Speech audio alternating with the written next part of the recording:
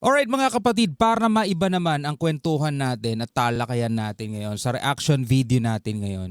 Sabi rito sa report, no, ang bilang daw ng mga kaso ng demonic possession sa Pilipinas o yung mga sinasapian ng mga masasamang espiritu ay nasa mahigit 20 kada araw mga kapatid, no. Ayon dito sa isang paring exorcist mga kapatid. No, eto bigyan natin 'to ng reaction video. Ako personally, hindi ako naniniwala sa multo, mga tol. Pero sa mga masasamang elemento, spirito, mga tol, kahit naman sa Biblia, 'di ba, mababasa natin, ang Panginoong Hesus nga ay nagpalayas, 'di ba, ng mga masasamang espiritu na sumanib sa tao at lumipat doon sa baboy, 'di ba? So, eto mga tol, panoorin natin to at bigyan natin to ng reaction video mula rito sa PTV Philippines. Samahan ninyo ako mga tol, at kung ikaw ay naniniwala din sa mga ganito, pwede kang magbigay ng komento sa ibaba kung meron kang personal experience o kung hindi man personal, mga kakilala mo o nakasaksi ka na ba, no, ng isang taong sinasaniban ng masamang espiritu mga tol. Huwag na natin patagalin pa, panoorin na natin to mga tol. Aminado ang ilan na may mga pangyayaring mahirap ipaliwanag ng siyensya. Partikular na riyan ang nakakakilabot na demonic possession o yung tinatawag pong sanib sa tao. Pero ano nga ba ang mga senyales nito? At ano ang mabisang panangga para maiwasan ito? Yan ang ulat ni Maan Macapagal. Isang mabisang panangga para maiwasan mo yan is kailangan meron kang matibay na pananampalataya at pananalig sa Panginoong Diyos. 'Di ba? Kadalasan kasi mga tol ang nilalapitan ng mga ganito. Ito yung lubog na sa problema sa buhay. Alam mo yon, yung tipong desperado na kapit na sa patalim, yung tipong nawawalan na ng pag-asa, nawawalan na rin ng tiwala, no, sa Panginoong Diyos. Siguro dahil nga sa dinadaig na siya ng kanyang mga problema ang kinakaharap, mga tol. 'Di ba? So ang nagiging tendency niyan, open siya, no? Nagiging open siya para lapitan at makontrol ng mga masasamang espiritu, mga tol. Hindi na bago sa ating pandinig ang sanib. Taong 1953 na mailathala hindi lang sa Pilipinas kundi sa buong mundo ang kauna-unahang kaso ng sanib o demonic possession sa bansa. Ito ang kaso ni Clarita Villanueva. Bagaman dumaan sa exorcism at sinasabing bumuti si Clarita matapos nito, isa itong kaganapang umukit sa kasaysayan ng kababalaghan. Isang nakapangihilabot na katotohanan dahil simbahan katolika na ang nagsasabi, lagpas 20 kaso ng sanib o demonic possession ang naitatala kada araw sa Pilipinas. Oh, grabe, napakarami pala mga tol, no? Diba? Napakarami. Marami tayong napapanood na ganyan na parang pinepeke lang, 'di ba? At hindi naman totoo. Pero mga kapatid, no, ikaw ba nakasaksi ka na ng ganyang pangyayari, no? Sinaniban daw ng kapre, mga ganon. Sinaniban ng masamang espiritu. Kasi may mga pelikula rin mga tol, 'di ba? Mapapanood tayo sa Netflix, sa HBO, sa iba pang mga 'di ba may mga pelikula na kwento based on real story, 'di ba, na mga sinaniban daw ng 7 dyablo. Alam niyo yung mga ganong kwento, no? Ito pa lang ang bilang ng mga naidudulog sa simbahan. At 3 sa mga kaso ng sanib ay sa Metro Manila. Oh. Ayon kay Father Joseph Siquia, Direktor ng Manila Archdiocese Office of Exorcism at Secretary General ng Philippine Association of Catholic Exorcists, kung dating sarado ang simbahan na pag-usapan ng mga ganitong kaso, ngayon malawakan ng investigasyon at pagpapalaya sa mga taong sinasaniban. There was a time, siguro mga 1970s or even before that, na medyo naging very focus masyado tayo sa scientific. No? Kaya we thought that itong mga possession cases, most of them ay may physiological or psychological cause. Ayon kay Yun nga katulad nga ng sinabi ko kanina, 'di ba? Kadalasan kasi nagkakaroon ng ganitong kaso, is yun talagang problemado na. Kaya minsan sinasabi ng mga doktor na may mental health problem na siya, 'di ba? Dala ng depresyon, mga tol, di ba? Kung nagsasalita mag-isa, nagiging ano na siya, nagiging bayolente, nagiging marahas, wala na siyang kilala. Alam niyo yung parang asong nauulol, o di ba? Parang ganoon mga tol, di ba? Kay Father Sikia, pinakabata ang 3 taong gulang at nasa 70 years old naman ang pinakamatandang kaso ng mga nasaniban. Grabe, napakabata nun, 3 years old. No, ito matindi doon mga tol. Kung 3 years old lang yung bata, tapos 7 tao yung humahawak sa kanya dahil sobrang lakas niya, yun ang matindi, di ba? 75% mga babae. Madaling buksan yung kanilang third eye kasi highly intuitive sila. They are more right brain than left brain. So, mas madaling i-develop yung kanilang psychic abilities and powers. Kaya madalas, babae yung magbabarang, or magkukulang, magbularyo.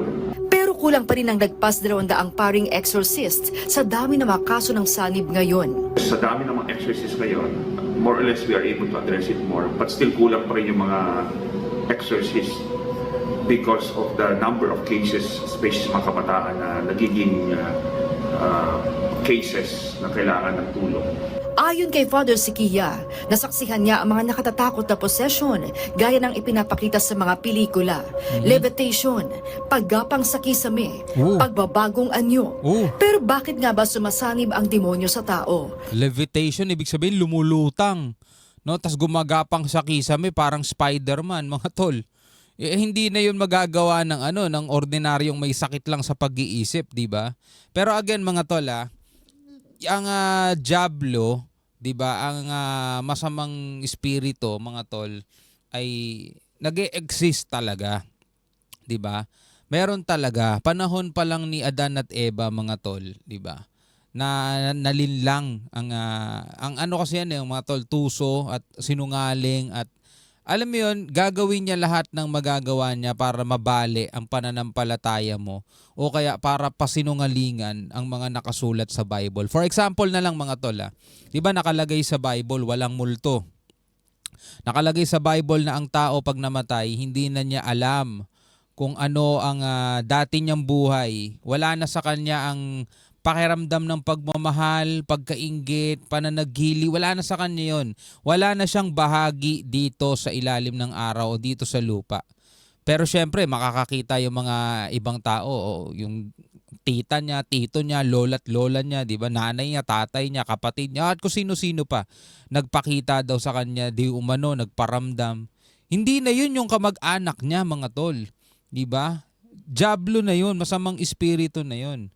Diba? Ginagawa niya yon, nagpapakitang anyo sa anyo ng mga kamag-anak nilang namatay para maniwala kang may multo at maniwala kang hindi totoo yung nakalagay sa Bible na walang multo, diba? Kasi maniniwala ka mismo sa nakikita mo . Pero dito, mga tol, dito sa mga sanib na to, o dito sa mga masamang espiritu na to na pinag-uusapan natin ngayon, may mga pangyayari na nga sa banal na kasulatan na nangyari na tong mga ganitong bagay, diba? Ayon kay Father Sikia, tao rin ang nagbubukas sa kanyang sarili upang makapasok ang demonyo. Palagi may halo yan. May psychological, emotional issue din. Kaya nakapasok yung demonyo at kumapit doon sa vulnerability ng tao. Yun na nga, psychological, emotional, di ba? Problemado, ganyan. Hindi na siya naniniwala sa Panginoong Diyos. Kumbaga, siguro dala nga ng mga pinagdaanan niya, ayaw na niyang maniwala, ayaw na niyang manalangin, ayaw niya na magpunta ng church, di ba? No relation to the Lord, walang grasya ang kaluluwa mo. Secondly, marami kang mga trauma sa buhay, marami kang nanakit, mga sakit, matigalin at kapootan sa mga nagbiktima sa'yo. Hindi madali ang magpaalis sa mga demonyong sumasanib sa tao. The devil magaling magtago sa psychology yan kasi ayaw niya na he will be exposed at ma-exercise. Ano nga ba ang mga senyales ng sanib? Normal siya sa halimbawa sa umaga, pero sa gabi biglang nagmamanifest sa parang may iba ng malay na pumapasok sa kanya. Nakapagsasalita rin ng lengguwaheng dating hindi alam ng isang na-possessed. Ito hindi nun. Ayos Latin para di maintindihan ng taong sinasabihan. And alam ko kapag halimbawa na possessing tao kasi mag-react siya sa mga in the prayer there are certain points wherein the person should react. Kapag kapag siya nagre-react mismo at hindi naiintindihan yung prayer, automatic yan that's diabolical spirit because naiintindihan ng spirito yung sinasabi ko, hindi yung tao. At bakit kailangan malaman ang pangalan ng isang demonyong sumanib sa tao?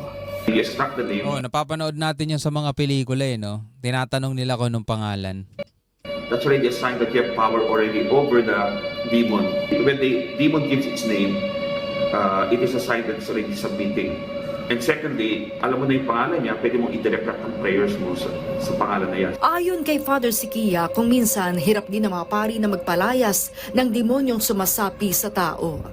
Kapag hindi handa yung tao, hindi pa nagkukumpisal, hindi pa niya tinatakbo lahat ng mga ginawa niya mga activities, then medyo mahirap yung labanan dyan. Because may kapangyarihan pa yung demonyo, o karapatan yung demonyo doon sa tao. You have to look at the history. Makikita mo yung history ng isang tao, makikita mo na actually marami siya mga binuksan na pintuan. Kaya unti-unti dumami ang mga spirito na nakakapit sa kanya. Ano ang gagawin kapag may espiritu sa lugar? You can command the spirits to be in the name of Jesus. Tapos gumamit ka ng holy water or exercise, aalis yan. Kasi it is Jesus who is commanding them because you're praying in His name. Lagi ring alalahaning kumikilos ang demonyo upang magwagi sa buhay ng tao. Ayon kay Father Siquia, Lalo na ngayon mga tol. Lalo na ngayon na malapit na talaga ang ikalawang pagparito ng Panginoong Hesus. Talagang double time siya ngayon mga tol. Mas marami siyang ginagawa ngayon at napakaabala niya para dayain. Kaya kung mapapansin niyo mga tol, 'di ba, yung mga tao ngayon, iba na ang kaisipan. 'Di ba? Kung dati ang mga Pilipino relihiyoso, ngayon parang normal na lang, 'di ba? Sa social media makikita mo na yung iba na yung trato nila kapag pinag-uusapan mga tol about sa ebanghelyo. Yung iba ginagawang biro, ginagawang katatawanan, 'di ba? Ginagawang alam mo 'yon, ginagawang kalokohan, maraming ginagawang ganyan. Iba na eh. Tapos sa ibang bansa makikita mo nagiging open na ngayon yung lahat ng halos ng mga pinagbabawal ng Panginoong Diyos sa Bible. Yun yung mga ginagawa no ng mga tao ngayon. humingi ng tulong hanggat hindi pa huli ang lahat. Paano malalaman kung mabuti ang espiritu? Good spirits, they usually nagpaparandam sila, usually through inspirations. And they protect our bodies. Halimbawa, naglalakad ka tapos may sense ka na kung delikado dito. That's the good angel. I see. Or, nalalo mo yung anak mo, baka may kailangan siya, tumawag siya, tapos yun na nga, meron nga siyang pangangailangan. Yung pala, parang, That's an inspiration. Oh, that's a good angel. Ayon sa simbahan, higit sa lahat, sa panahong ito dapat manaig ang tao sa pakikipaglabang espiritual, lalo't nag-aagawa ng kabutihan at kadiliman sa sanlibutan. Alright mga kapatid, eto para maiba lang naman yung mga pinag-uusapan natin at lagi na lang tungkol sa bakbakan no. Ano masasabi mo rito? Ikaw ba meron kang personal experience o kung hindi man nakasaksi ka na ba ng taong sinasaniban mga tol ng masamang espiritu? Comment ka nga sa ibaba, no? Alright, hanggang sa muli, ako nga pala si Shobaldi. Peace out.